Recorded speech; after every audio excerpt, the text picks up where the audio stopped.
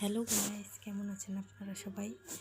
তো আজকে চলে গেছিলাম ঘুরতে, আমি বাচ্চার বাবা। তো আমরা একটু তাড়াতাড়ি চলে গেছিলাম। দেখলাম যে খাবার দাবার এখনও রেডি হয়নি। তো আমরা মোরগ পোলাওটা অর্ডার করলাম। তো আমার হাজব্যান্ড আমাকে লেগ পিসটা উঠিয়ে দিল, বললো লেগ পিসটা তুমি খাও, আরেকটা সিনা ছিল যে বুকের মাংসটা আমি খাই। তো বাচ্চা তো হাত দিয়ে খেতে পারে না, তো আমি বলছি কি তুই আমার সাথে খা। ও আমার সাথে খাবেই না, ও বাবার সাথেই খাবে। বলতেছে না আমি তোমার সাথে খাবো না, বাবা খাইয়ে দিবে। তো ওখান দিয়ে ওর বাবা ওকে খাইয়ে দিচ্ছিলো, আর আমি এদিক দিয়ে ভিডিও করছিলাম আর খাচ্ছিলাম। তো মোরগ পোলাওটা খুবই মজা হয়েছিল, আমরা তো খুব মজা করেই খেলাম।